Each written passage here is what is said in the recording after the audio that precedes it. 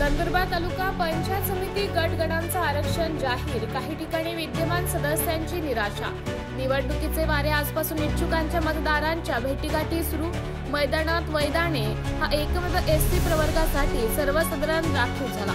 नंदुरबार जिल्ह्यातील शहादा तालुक्यातील मोहिदा तहसील एसटी साठी जिल्हा परिषद मधून आरक्षित। आज नंदुरबार जिल्हाधिकारी कार्यालयात जिल्हाधिकारी मिताली सेट्टी यांच्या अध्यक्षतेखाली जिल्हा परिषद गटांचं आरक्षण काढण्यात आले।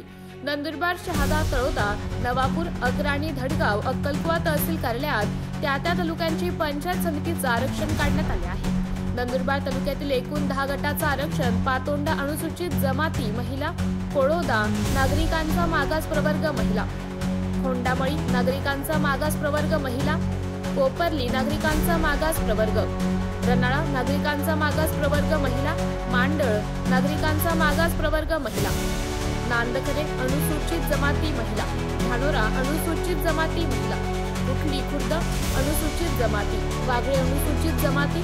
नंदुरबार तहसील कार्यालयात सहाय्यक जिल्हाधिकारी अंजली शर्मा यांच्या अध्यक्षतेखाली तहसीलदार प्रदीप पवार, नायब तहसीलदार नितीन पाटील व सामाजिक राजकीय नागरिकांच्या उपस्थितीत 4 वर्षाच्या शिफानाज जुनेर शहा या चिमुकलीने चिठ्ठीद्वारे आरक्षण काढले।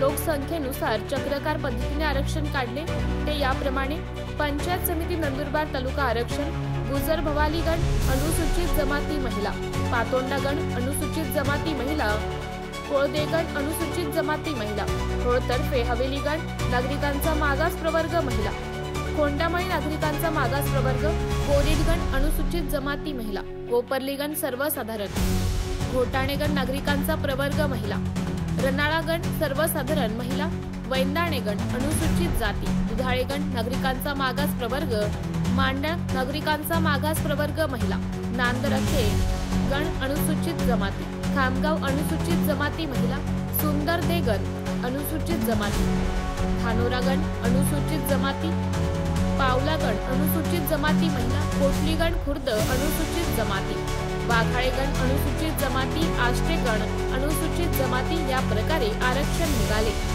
MTV न्यूज साठी प्रतिनिधी नारायण घोटरे, ग्रामीण नंदुरबार। नमस्कार, मी अंजली शर्मा, सहाय्यक जिल्हाधिकारी नंदुरबार आणि निवडणूक निर्णय अधिकारी नंदुरबार पंचायत समिती। आज 13 ऑक्टोबर 2025ला नंदुरबार तहसीलमध्ये आपली नंदुरबार पंचायत समितीचं जे रिझर्वेशन असते कॅटेगरी आणि वुमेन वाईज ते आपण डिक्लेअर केलेलं आहे।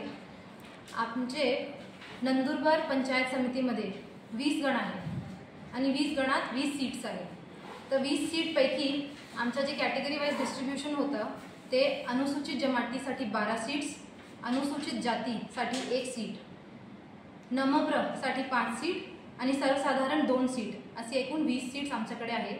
त्यापैकी 50% 10 सीट्स आम्ही महिला कॅन्डिडेटसाठी निवडली होती। तर अनुसूचित जमाती महिलासाठी 6 सीट्स निवडून गेलेली आहे। SC जमातीसाठी इलेक्शन कमिशनचे जे आदेश होते आपले स्टेट इलेक्शन कमिशनचे त्याप्रमाणे 1 सीट जनरल SC साठी होती, पण जे पूर्वीचे इलेक्शन आमचे झालेले होते पंचायत समितीचे त्यामध्ये ऑलरेडी 1 गणात SC महिलाची सीट आली होती। त्या कारणाने हे वेळी SC महिलासाठी सीट रिझर्व केली गेली नाही। तर SC साठी 1 सीट जी आहे ते जनरलकडे गेली आणि वुमेनसाठी काही रिझर्वेशन नाही SC मध्ये।